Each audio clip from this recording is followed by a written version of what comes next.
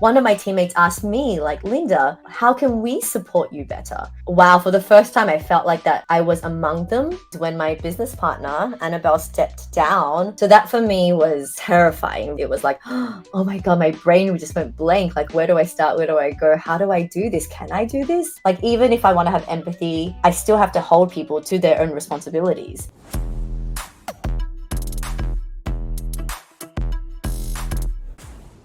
Welcome to the 5-Star Fitness Podcast. This show is all about elevating the fitness industry through hospitality. And today we are welcoming a friend from the industry who's also been on our sister podcast, Fitness Business Asia, a few times. And that is Linda Tang, founder of WeBarre. Now, WeBarre is one of our 5-star award-winning studios in Singapore. They won both the 5-star Class Experience Award and also the 5-star award for the overall experience. And Linda, I want to start off with the start of the WeBarre journey, 2015, 2016.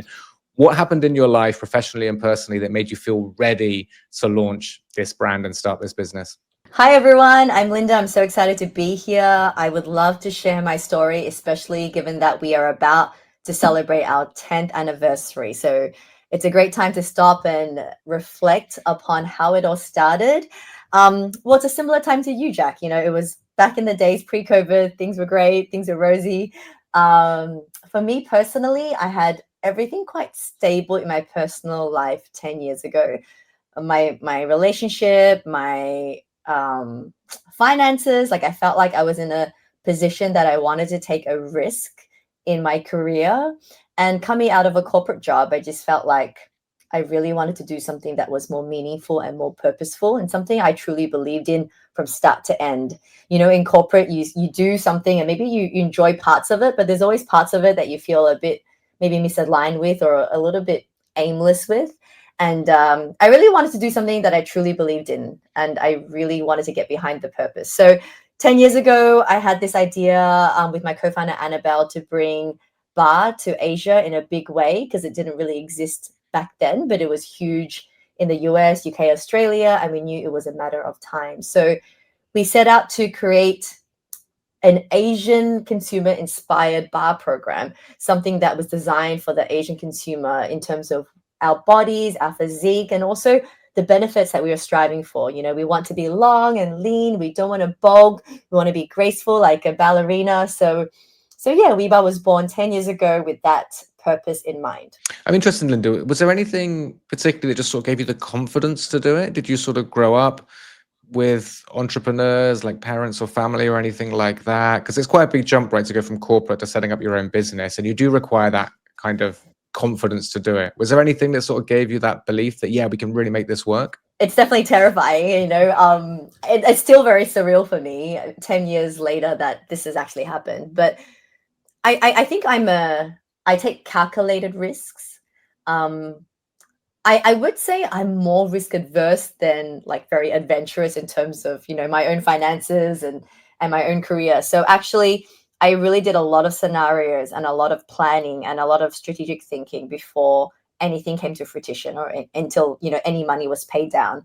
So I feel like that helped me gain the confidence, being able to see how it would look like on paper. That's what my corporate job taught me, to really have, you know, every contingency plan under your belt and to really underestimate yourself and overestimate your competitors. So I felt like going into starting my own business that way really gave me the confidence to just feel like, okay, if this happens, if this is the worst case scenario, or this is the conservative scenario, I have these steps I can take to get it back. So um, planning, scenario planning, looking at the best and the worst scenarios, and, you know, knowing how long you would want to give it your best shot for before you would be like, okay, maybe this isn't for me, and move on. Yeah, I love it. I think really mapping it out exactly how it's going to look, how you can be successful. I think honestly, we don't do enough in the fitness industry, especially when it's kind of an independent first studio and you maybe don't have the playbook on how to do it. I think people sort of go in just with their love for bar or yoga or Pilates or strength and conditioning and think that that's going to get them through. But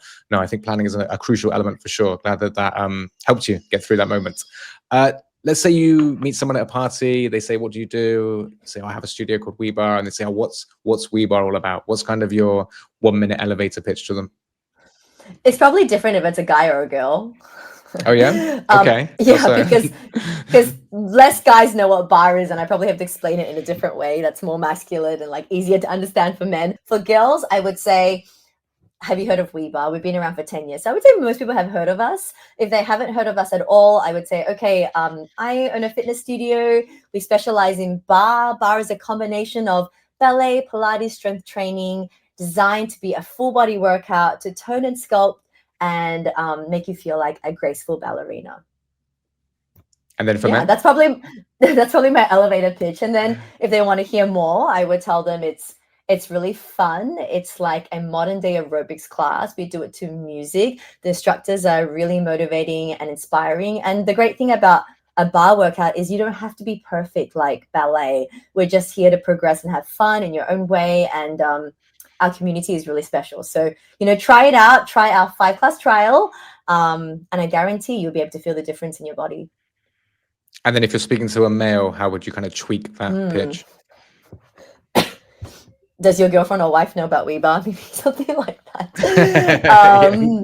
Why don't you just go and support her at a class? Most likely they've never heard of bar. So maybe I would ask them first, what kind of workouts or what kind of training do you do? Get to know them a bit better first. If they've done the Pilates class or they've done something similar, maybe I would start from there. Oh, you've done a Pilates class. I own a bar studio. It's kind of similar, except we add in some ballet and strength training elements. Strength training, right? A little bit of weights, a little bit of resistance training. It's designed to work on the little muscle groups. So it's actually great for guys because you focus on the big muscle groups and lifting heavy weights. But you'd be surprised at how great this cross training could be for you to help you gain more mobility, flexibility, and just an all-round, better strength training from head to toe. You should talk about the male Russian ballet dancers because those guys look absolutely ripped and stacked. Maybe that's a good reference point. What percentage of your clients are male? And also on that point, you said Arnold Schwarzenegger has done bar before. There's actually an article out there if you Google on the internet, which is very cool to see this big guy do it. What percentage? I would say it's probably around the 5 to 10% mark. Okay. It is mostly a combination of boyfriends, husbands. There are a lot of people who cross train. So I've seen people who maybe do jiu-jitsu or they're looking at doing cross-country running or they're doing something quite different and they want to get better at it by strengthening in this way. So that's been really cool because we've seen guys who have actually improved their timing after, let's say, a month or two of conditioning at bar with like cross-country or something else. Okay, interesting. I'll give it a go next time I'm in Singapore.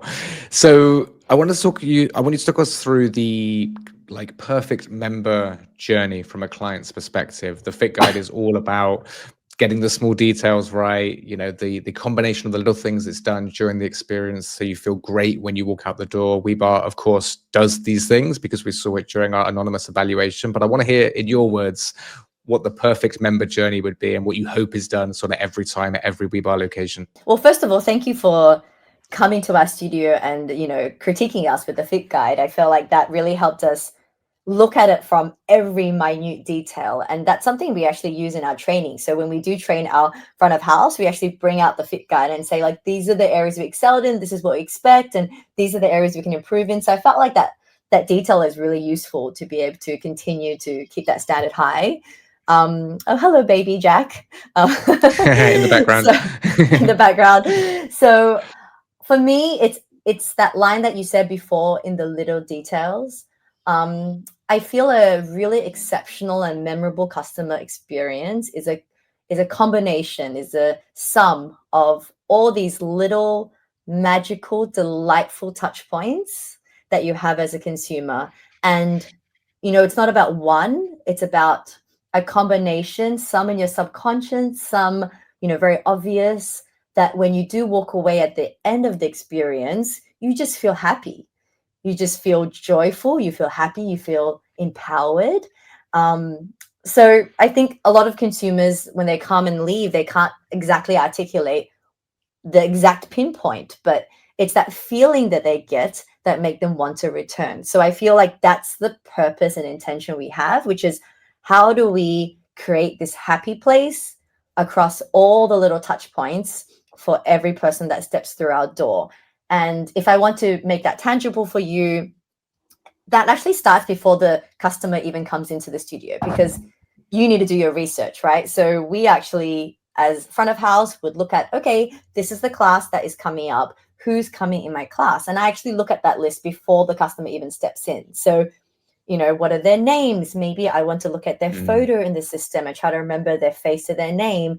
I might look at who's the first timer, who's maybe on a trial, who's maybe been coming months and months and months. And maybe some have injuries, maybe some are postnatal. So actually a lot of the work happens even before they step in the door, so that when they are there, they feel like that I have really made an effort to get to know them and to serve them and to be of value to them. So yeah, so that's something we do. Front of house do that, and they also would communicate that to the instructors, so that the instructors know who's coming to their class as well, and the kind of profile and what they're going through. And then, of course, remembering names is something that is so small, and I know people talk about it a lot, but actually very rare to experience. Even though everyone knows we should do it, people actually don't do it most of the time. So I think this is something that WeBarre is quite good at doing. And I would say that we will probably remember at least 80% of people that come through our doors name. I would be lying if I said 100%, because that's like really difficult to do. But I would say at least 80% we will remember their names. If we don't, we'll say, oh, are you this person? Because I've looked at the list, I've kind of like got a gist, and they'll be like, yes. And the delight you see on someone's face when you call out their name is amazing. It's so great. So it starts with that. I'm a huge advocate of hosting them like you are hosting someone at your home. I know you've spoken about this in a previous episode, but I feel that is really the epitome. So, you know, you wouldn't expect someone to come through your door and you'd be like, oh yeah, you know where the toilet is, you know where to put your stuff. So it's just about taking them through the little things that you have to offer, where they will be, so they don't feel intimidated and lost. We always try to introduce the client to the instructor as soon as possible if they've not met them before, because you want them to feel like the instructor's approachable and that they feel comfortable walking into the class. So we'll always say like, oh, hey, Jack, welcome to your class. This is Sarah. She's going to be your instructor today. Sarah, would you like to show Jack around? And we actually try to get more airtime between the customer and the instructor, if that's possible. Yeah, I mean, after all that is done, we would welcome the customer into the room. And, you know, up to this point, they already feel quite loved up. They already feel like that we've doted on them and that we've showed them around. So now they're getting ready for the class. And of course, the way we train our instructor really brings that engaging and that individualized experience to life. So whether it's, you know, looking them in the eye, whether it's giving them tactile verbal cues, whether it's recognizing their progress in the class, whether it's just, you know, smiling at them, you know, all these little things that just make them feel like they're connected to you throughout the class. I feel Barre is a great exercise to be able to do that, because it is a group exercise where you are facing them and you are looking at them, you know, versus something like Pilates where, you know, you are lying down looking at the ceiling for a lot of the time. So I feel that opportunity at Barre is really, really great and magical, because we are able to look them in the eye for most of the class. Yeah, and then after the class, we always just try to give them a little bit of encouragement. You know, guys, that was a tough class. Good job on making it through. How do you feel? Sometimes I go around my class and I get everyone to say one word of how they're feeling in that moment. And it's a little like kind of rally for each other, and you kind of bathe in this like feel good energy after class. And I feel people really love that. Yeah, and then after class, of course, talk to them a bit more about their journey, maybe ask them what they're looking to achieve in their fitness journey, how we can help them navigate that, and then make sure we acknowledge them on the way out and say goodbye. I would say that is maybe an example of the perfect journey that I would like to bring to life, that we try our best to do. What I love about these conversations is that whenever we speak to clubs that scored 5 stars in our process, you see and understand from these conversations that it's no accident. It's a very purposefully designed journey. And what I find interesting about what you said there is you didn't mention the program at all. And I think it's just a given that the program should be good. But people actually won't stay for the program anyway. They come for all of these things. And of course, if the program's really poorly designed or structured, that's going to be a challenge. But assuming the program is average to good to great, somewhere in that realm, it's all of these extra things that actually really get people coming back, coming consistently, feeling good about their training, and ultimately getting results. So how do you find the right people to deliver this experience? It's obviously very purposeful, but how do you find the people that can deliver it consistently? Mm. Well, in a similar way, we do homework before our customer steps in. I feel before we even interview someone, it is the work that we have done to create the brand and the brand values and the purpose of the brand that will naturally attract the people of the same tribe, birds of the same feathers flock together kind of vibe. So I think since day one, we've been very clear on our purpose and our values, which are very simply three words being empowering. Barre as a workout is tough. People feel extremely accomplished after a class. We want to empower them to feel like they're making progress and that they're doing great. Second is fun. It's not about ballet being a perfectionist. It's about having fun and not taking ourselves too seriously, making jokes, the atmosphere we create.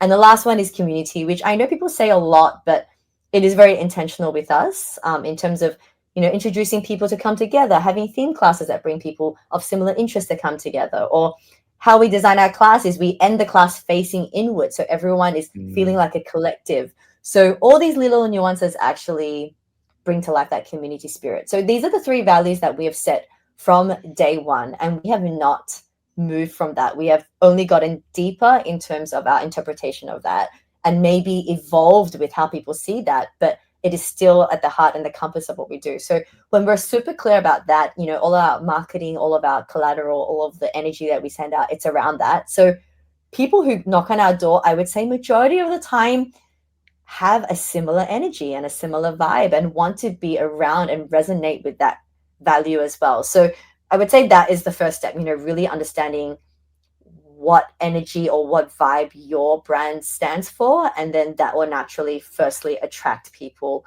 of a similar energy. And then, of course, I always like to do of course, we have the ad, and then I like to do a further question to follow up to see if people are actually serious. Because, like front of house roles, it can be similar to like a retail role or like an F&B role. And sometimes you get a lot of people who are just looking for a job, but I don't want someone that's just looking for a job. That is the last person I want to join WeBarre. I really want someone that aligns with our values and that feels like they really look forward to being part of the space and the community. So yeah, I would get them a second layer kind of questionnaire just to get a feel of their commitment and their alignment. And one of the questions I ask is, how do you define excellent customer service, to get a sense if they understand what that feels like. So once they pass that, some people don't ever apply that, right? Then I'm like, okay, they're just looking for a job. Mine was too difficult because I had to answer a few more questions. And never mind, that's not the right fit for me. And that's fine. I know that earlier than later. So yeah, and then in the interview, I'm pretty casual. I'm not looking at, strict technical skills. I'm looking at, I want them to be comfortable enough to be able to show me their true authentic self. That's the goal. And at WeBarre, we really try to celebrate each person for their authentic self. And it's about really honoring everyone's diversity. So in the interview process, for me, it's about making it comfortable enough so that they're able to bring to life their most authentic self. And then I will get a sense if I feel like they're a good fit or not. Yeah. So I'd say that's kind of the interview process.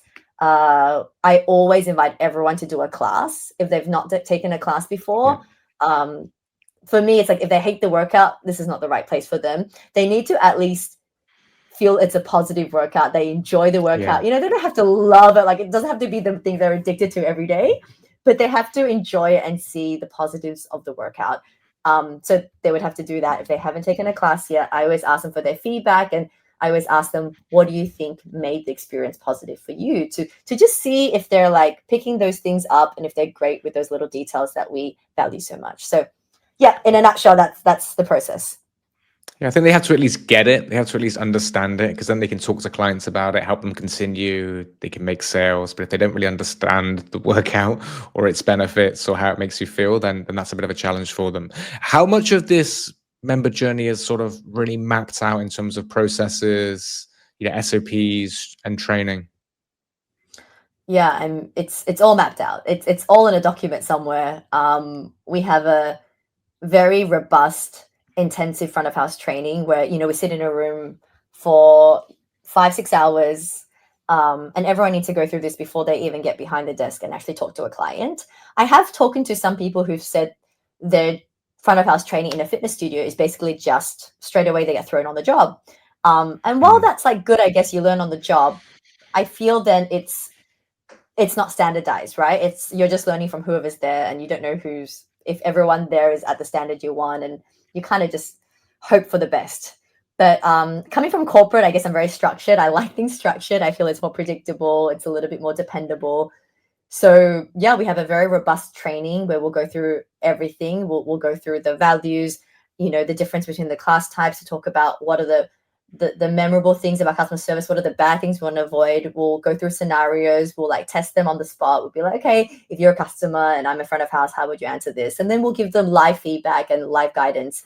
So all of that is very robust in the training, and then we get on the job training. So before they actually go solo, they would be shadowed with a studio manager or a operations training manager who will actually give them feedback before they go like independent by themselves on a shift. So we try to really kind of hold their hand at the start of that process. But I feel like what that enables them to do is it gives them more confidence and empowers them with more skills, so that when they are stepping into those shoes, they really thrive and they feel confident enough to do that. Because the worst is if you have a front of house who is unsure what to say, then the customer is going to feel that energy, and it's bad for everyone, right? So we want to make sure that they are empowered to do that. Yeah, bad for everyone, and not least them. I mean, it's always unfair, I think, when you chuck someone on front desk and there's a client with a question, they just don't know the answer. It's not fair on the front desk, first and foremost. And then, of course, it doesn't reflect well on the business, not a good experience for the client. So, yeah, good to hear that that's all mapped out and you've got good systems around all of that. Linda, what kind of leader are you? How do you manage your team? And I know you have managers as well. So how do you sort of manage your managers to lead and inspire the rest of the team as well? I love this area in terms of like leadership, people management, how to grow and how to nurture and how to bring out the best in my people. This is something I'm constantly learning, constantly improving, constantly getting inspiration on. So this is probably a part of my job that I feel is the most fulfilling for me. And I really feel extremely happy and extremely proud when I see my team feel that they've grown or they're able to achieve something they didn't think was possible because someone had the confidence to groom them and push them there. So I would say the type of leader I am is someone that I care a lot. Sometimes good or bad, right? I care a lot. And my motto in how I manage people is that I want to support you in work and in life. I feel it's not realistic to pull someone out of everything they have to do and then say, okay, when you're at work, you're this persona, and then I don't care about everything else that's happening in your life. I feel, we are in this world where, life and work is very intertwined. We're not in a strict corporate job. It is something that is quite intertwined. So that's what I lead with in terms of, a lot of empathy, a lot of connection, and a lot of supporting you where you need through all seasons of your life, not just work, but also outside. And I think that enables my team to hopefully feel safe. I really want to build a team with high psychological safety. That is really important to me, so that they feel supported and that, it's okay if they make a mistake. I just want them to know that I believe in them and that, they can do it. So yeah, I feel I'm also, and they learn from it, exactly. I heard this in a podcast the other day in the Diary of a CEO, and it kind of stuck with me. And it was about entrepreneurs and the definition of pain with an entrepreneur. And it said the definition of pain by being an entrepreneur is when the pain, you get better resistant, you are able to lessen the amount of pain as time goes on, because you are learning from the pain and you're able to become more resilient from the pain to be better and better. That was the definition of an entrepreneur. And I feel that's similar, like what you said, you have to learn from it. And hopefully I'm able to, give them the safety to be able to take a risk, and also give them the, the guidance to be able to feel like that they're learning and they're growing, and that, we're all part of this together. Yeah, I really like that definition. That's the way I try and frame it when things are really difficult. like, wow, I'm going to come out the other side of this, having learned a lot, being able to deal with the situation again if it arises. I mean, obviously 2020 to 2023 or 4 was the ultimate learning experience. That's probably the best way to try and frame it. So I love that definition. Thanks for sharing. What brands and which people from inside health and fitness really inspire you? Who do you look to for inspiration? I have a lot of friends in the industry in terms of, who have started out like you 10 years ago, and I feel, it is sometimes lonely at the top because no one quite understands exactly all the responsibilities Yeah. and burdens you have on your shoulders, except for a fellow person who also deals with the P&L and owning the company and all of that. So I really deeply appreciate the friendships and the other people that I know in the industry, and I think a lot of us who were there, even before Beyond Active, this little group of people that we had, like you, me, Ross, Pete, a lot of these people who started right from the get-go have been really valuable to me in terms of that friendship, but also that sounding board. And I think just cheering for each other and being able to share insights to help each other has been really valuable. I also have a lot of friends who have other businesses, other small businesses that maybe are in retail or FMCG, that I also gain a lot of inspiration from. And I think we need to stick together. It is quite lonely at the top, and I think that being able to have these people who you feel safe with, that you can share your struggles with, because you can't really go to your team and say, "Oh my God," like you don't want to scare them, and you don't want Yeah. to give them your burdens, right? You want to be the person that is able to take it on your own shoulders and like shield them from that. So yeah, so I feel like it's the friends that I have within the industry, from studios that I've seen really grow, and also studios who may not have done well. You're also learning so much from their experience and their journeys as well. So I love the community that we've built in Singapore and also in Asia. So I feel those friendships are very valuable to me. Yeah, and I think it's that not wanting to burden your team and sort of put on a brave face that just contributes to the loneliness, really. If it's a friend, then you can sort of tell them whatever's going on. I remember during lockdowns, that was the time when I particularly felt that, because on one hand, I wanted to project confidence and strength that we're going to be okay, which I truly believed that we were going to be okay and we were going to get through it. But at the same time, I wanted to also let them know that, like, look, this is hard for me as well. This is difficult as a business. It's difficult for me personally, and kind of give a little bit of vulnerability and like, Mm, yeah, I'm struggling as well, but at the same yeah, time, I'm struggling, but I'm okay. We've got this, and we're going to get through it, and we're going to come out stronger. So it's kind of it's getting that balance. exactly. I was going to use the word balance, and I've actually witnessed this year something really beautiful, which I wanted to share, which is we had a team offsite where we brought the management team together, and we had an exercise where we want to understand how we can support each other best. Like, when is it, your brain juices are flowing? When is it that you're tired? Like, what is your pet peeves? And we had this exercise just to get to know each other better. And at the end of it, one of my teammates asked me, like, Linda, how can we support you better? And that was like the first time, honestly, in the last 10 years, I think someone on my team had asked me that. And oh my gosh, it brought me to tears. I was just, wow, for the first time, I felt like that I was among them versus I was just their boss. I felt like I was among them and they wanted to see me and support me. And that was groundbreaking. That was groundbreaking for me. And now I feel so much closer to my team. And I feel like I can now be, vulnerable, and I can ask them for help. And yeah, that's really nice. So I feel that psychological safety for me is going both ways, which is so magical for me. That's so nice to hear. I mean, I'm sure some of the team probably want to ask us anyway, but they just see us as busy. Like, I know a lot of the team sort of don't want to bother me a lot of the time, but they might actually be thinking, oh, I wonder how Jack's doing. So I think what's great about that is you kind of gave the platform and the environment for them to actually do it. I mean, I love that, kind of asking those kind of questions, like, what time of day do you thrive in? Yeah, what's your pet peeve? I like that because it just helps to sort of start these conversations, and then suddenly they feel comfortable to say, hey, how can I support you? But without, even though they might want to do that, without having that sort of space and environment to do it, they just might not feel comfortable. So I love that, and I think that's something I'll try at base at some point as well. Maybe our end of year party, we might do something like that. We're thinking Yeah. about having a retreat. I love it. What about brands outside of health and fitness and other industries where you might get inspiration?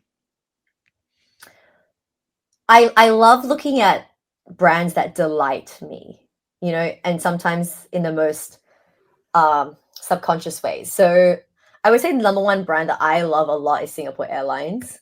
It is so consistent, and really when they play the video and you're landing in Singapore and they're like, and a warm welcome home, it just makes you feel like a warm hug. And it's so cheesy, and it's like, of course, marketing and a great branding, but they've done so well in all the little nuances, right? Like in how they take care of you, in how they greet you, in how they, it's just so consistent and of such a high standard. Like it really demands that loyalty and that premium that they charge, because, you know, is it worth paying another 200, 300, I don't know, $500 to sit on Singapore Airlines instead of, like, I don't know, going on Air Asia? I'm like, yeah, it is.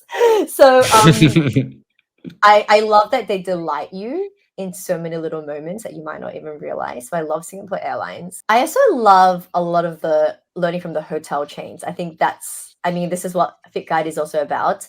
Right. But probably the ultra luxury hotel chains do it so well, preempting what you need before you even ask it, like a Capella or Aman, you know, these ultra luxury experiences that really go over and above and really make you feel like you don't even have to ask. So I guess that's the learning, you know, you can anticipate what someone might need and want before they even ask it. That is next level customer service. Linda, what's a dark or difficult time in your entrepreneurial journey? How did you overcome it, and what did you learn? So many, right? Where do you start? I feel something that is top of mind for me that recently happened in the last year is when my business partner, Annabelle, stepped down, where she decided to, you know, focus her time on family and other things. And it's something that we had been doing together for 9 years. So it was all that I had known in terms of WeBarre, you know, doing everything alongside her.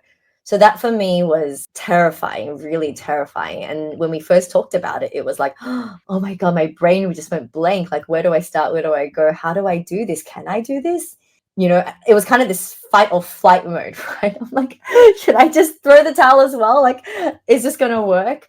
So I feel that was extremely difficult for me because I was so emotional and overwhelmed with what that would entail. And it was a brand new track that I would have to figure out on my own. So that was really difficult. But someone said this to me recently, which is to combat fear, it's the single small steps of gaining more knowledge or information to be able to help you combat that fear. So it's accumulation of, you know, small little steps forward in getting more experience or information to help you move away from that fear.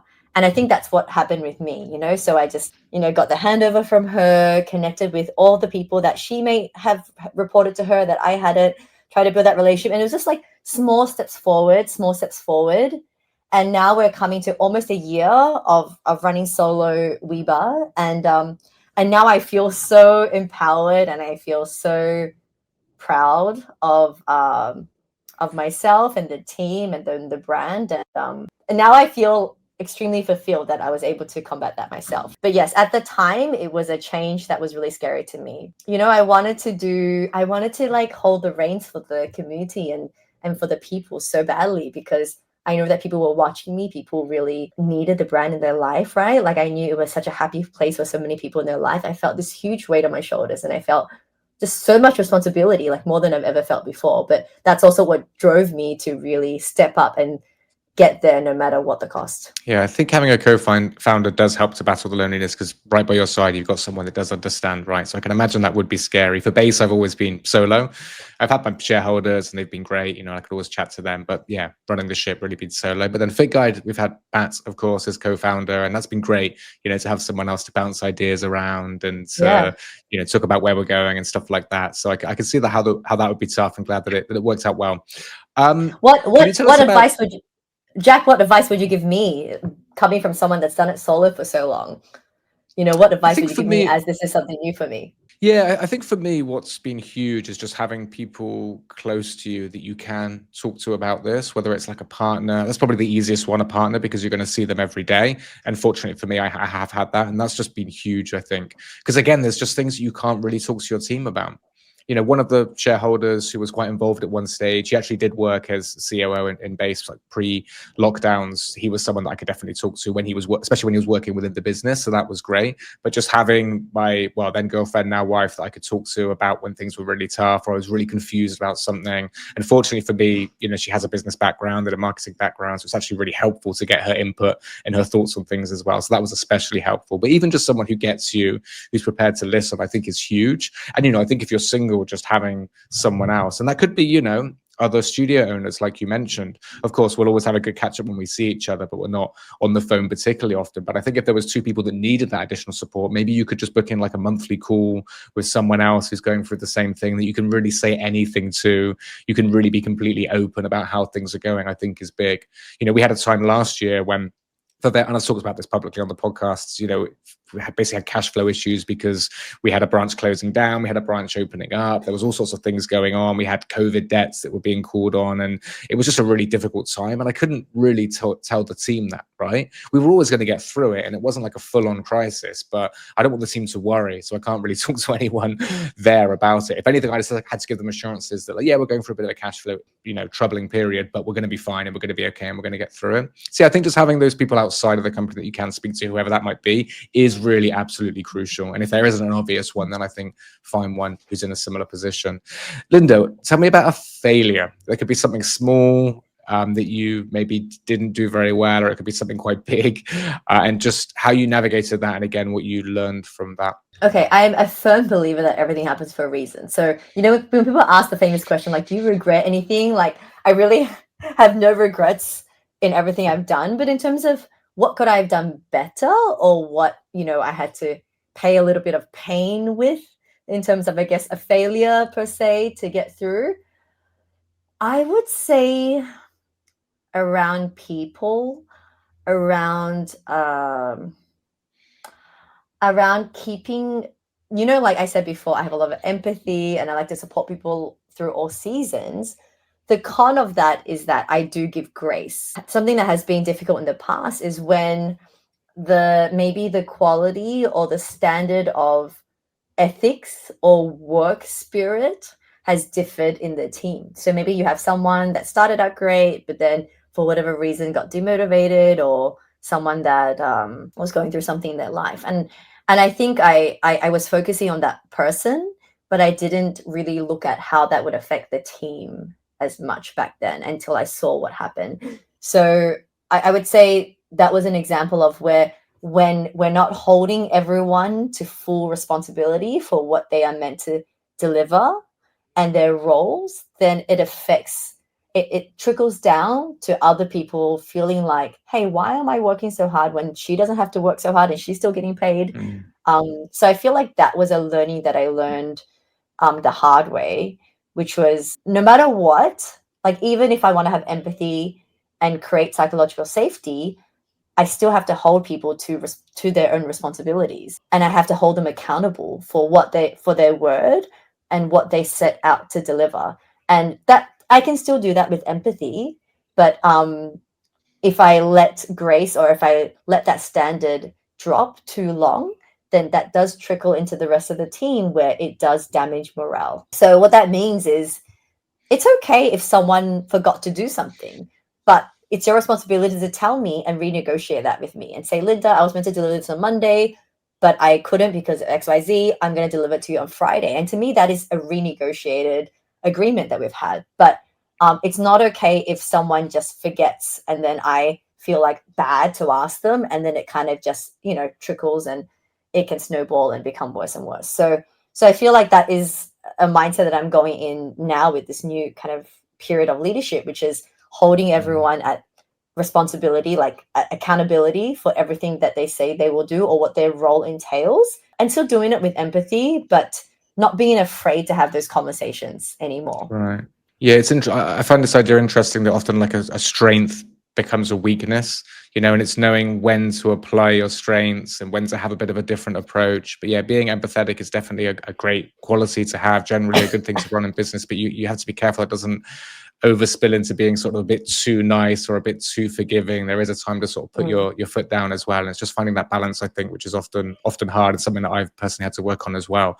We're going to go into our quick fire round, Linda. Okay. So it's a minute on each question. Maybe you can wrap it up in a sentence. Maybe you need a couple, but we're going to keep it short and sharp. So first up, what is your proudest achievement? My proudest achievement is creating a brand that can become people's happy place, whether for the internal or the external team, where it truly makes their day and their mood better. Love it. What's a small detail in your member experience that you haven't mentioned yet that most people overlook but does make a huge difference? I talked about it briefly, but I want to highlight the collectiveness in the class that we try to bring to life. So we start with the instructor facing the group, we end with the group facing each other. So all of these togetherness structured, it doesn't happen on accident. We've actually tested it the other way, like facing the mirrors, and the energy was completely different to facing inward. So I would say having where people are structured and where people are, their mats are, and how we start and end makes that difference to the community spirit. What one piece of advice would you give to someone who wants to create something special or impactful, or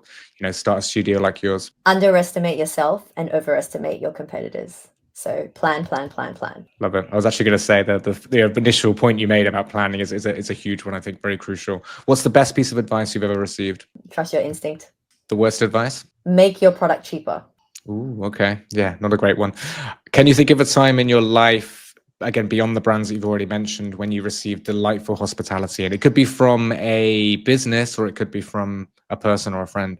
I would say my friend's company, the Ice Cream Cookie Co. It's a local brand ice cream company. I feel the way that they've packaged their things, and basically they release this ice cream on a stick, and you take a bite, it's like crackly, then inside there's gooey. So I feel like you're getting surprised and you're getting delighted throughout that experience of eating that single stick ice cream, which is kind of different to what, a normal paddle pop is like. Nice. I'll definitely try that next time I'm in Singapore. And then finally, if there's one thing that you could embed in the DNA of every club, if there's one thing that you really wished every gym, every fitness studio would do to improve the fitness industry and the people that we serve, what would that one thing be? Welcome new people into your space as if you were welcoming them into your home. Absolutely love it. And it talks so closely to how we operate the Fit Guide and the things that we look for as well. As I said during the interview, Linda, it's absolutely no mistake that you got 5 stars. It's very clear from the conversation today. I think there's so many great take homes for the listeners. So I just want to say thank you. I really appreciate you, and well done for everything you've done with WeBarre. Looking forward to seeing where the brand goes in the future, and yourself, and look forward to the next time we meet in Singapore. Thank you, Linda. Thank you, Jack. See you, everyone.